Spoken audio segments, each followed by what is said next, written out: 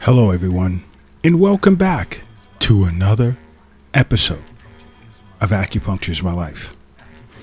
Now, in today's podcast, I want to talk about the most important area of the body, the two more powerful organs to an acupuncturist that's responsible for the production of postnatal chi and blood.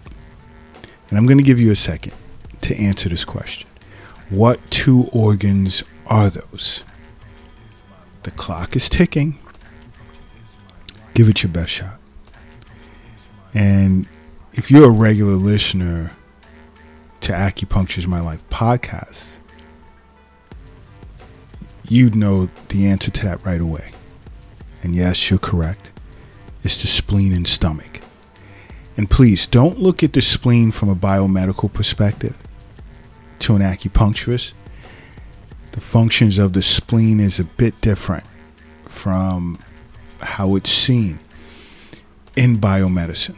But the spleen and stomach is responsible for all postnatal chi derived from foods eaten. And and this is important. It's important that you're well aware of this. Now understand though, there are certain foods that you can eat that can disrupt the proper function of the spleen, the chi of the spleen, as well as the chi of the stomach. And it can cause heartburn, or should I say acid reflux.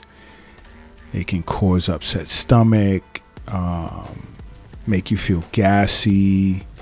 There can be bloating sensation, and these are generally signs, for the most part, of spleen chi deficiency.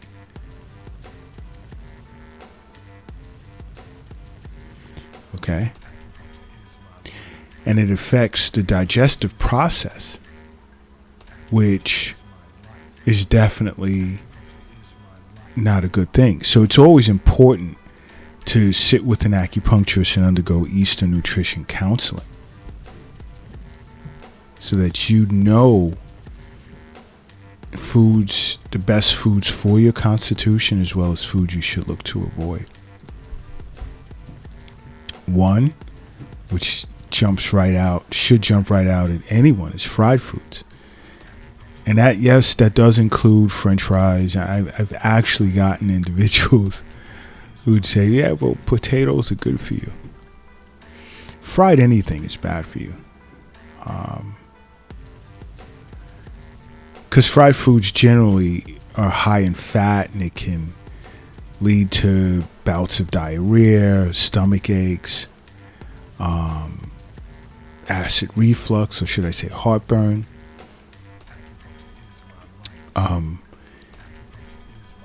You want to avoid fried foods because it definitely disrupts the function of both spleen and stomach chi.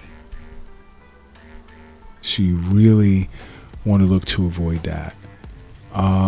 Also, sugar alcohol. Now, I know some of you may be saying, what is sugar alcohol? Sugar alcohols can be candy, gum, and other types of sugar-free foods that are usually made with sugar alcohols. And it can cause a person's stomach to become upset. It can cause you to be gassy. And I've experienced cases as such at the Acupuncture is My Life clinic here in New York City, where some of my past patients were surprised that the type of gum, something as simple as the type of gum that they were eating, was causing a lot of gas. Stomach 44, stomach 43. These are good points, acupuncture points on the body. That's great for gas, treating gas sensation, along with stomach 36, stomach 25. And other acupuncturists are well aware of this. Yeah. And this ingredient comes in the form of sorbitol or mannitol or xylitol or erythritol, maltitol. If you see those ingredients on candy or packages of gum or sugar-free foods, know that that's the culprit. It plays into your gas problem.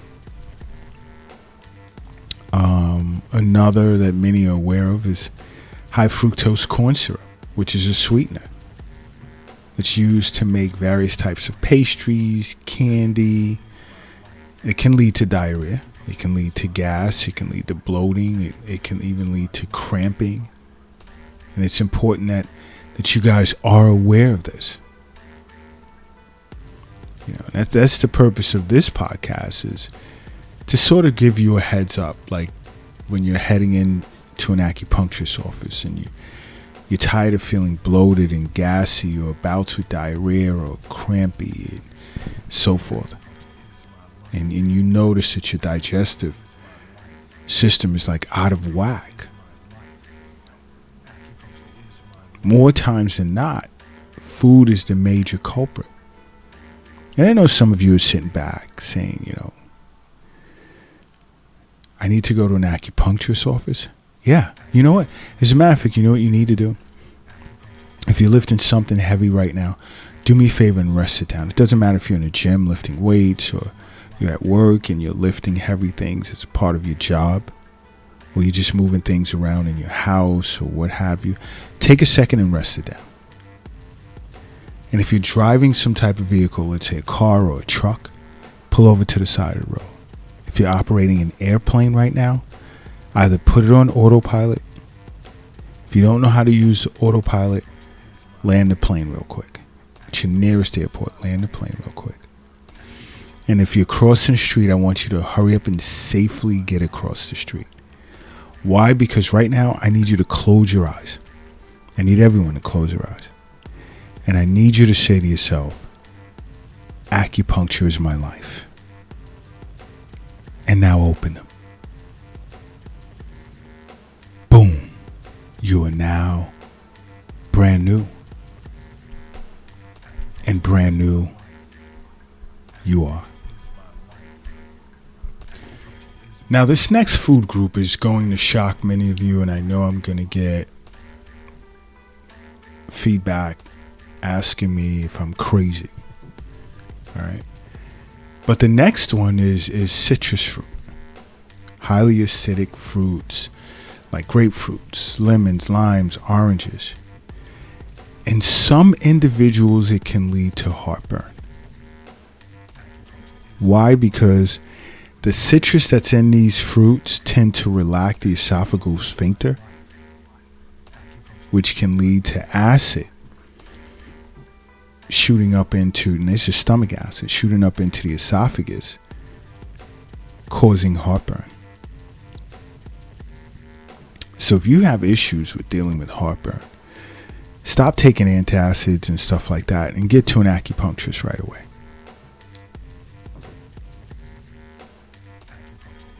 And understand the acid can also slow the stomach from emptying, which is what leads to this backflow into the esophagus. It's just another reason to see an acupuncturist. Another is, my favorite is peppermint. Peppermint leaves, not candy leaves. But it's been known to trigger heartburn. And even indigestion in some individuals.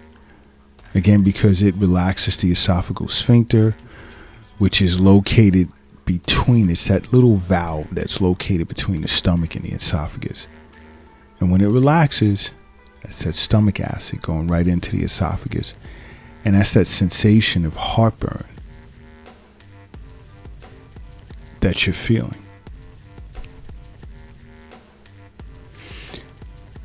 Another, beans. Let's talk about beans.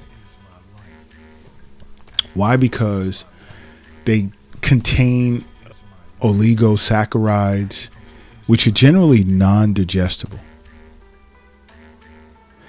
And its fermentable fibers tend to cause gas, abdominal discomfort, bloating, but albeit it's actually beneficial to the gut. But they don't tend to be digested in the stomach or upper part of the gut. And they usually make their way down into the colon area.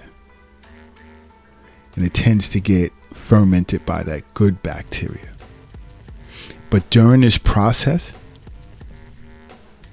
gas tends to be created. Now, although beans are good for you, it can create a sense of discomfort. So please be aware of that. Because overall, health is wealth. That's where your wealth is at.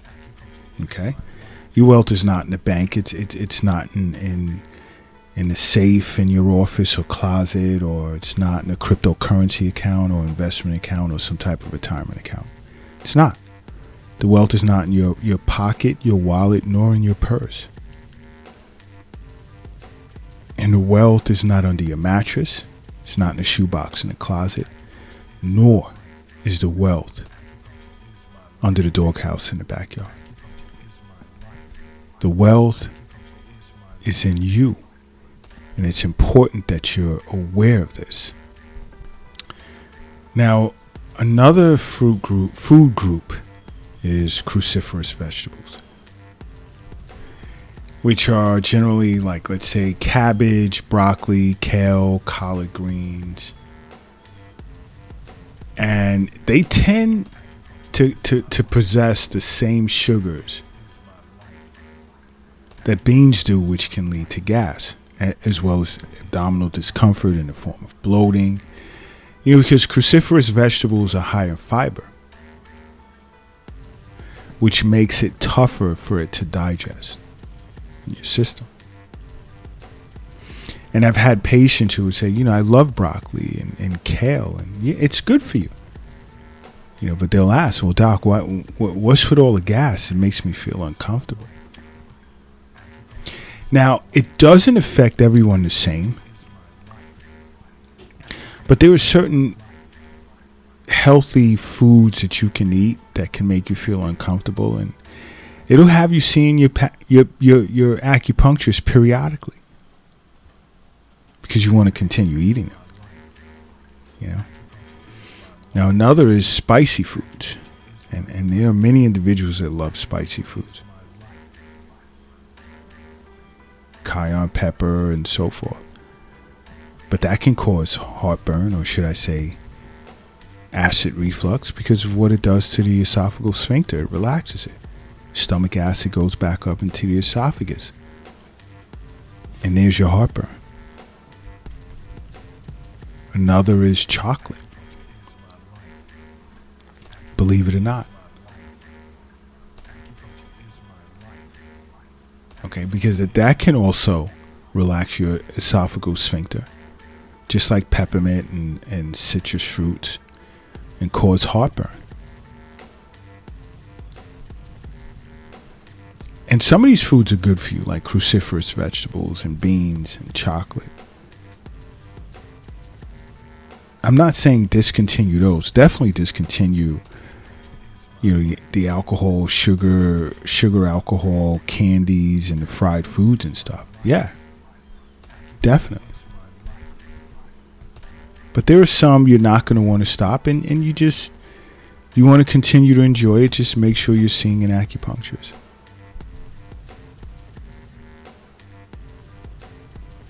And overall, you should just simply make acupuncture a part of your life. Okay? Because acupuncture is my life. What's yours?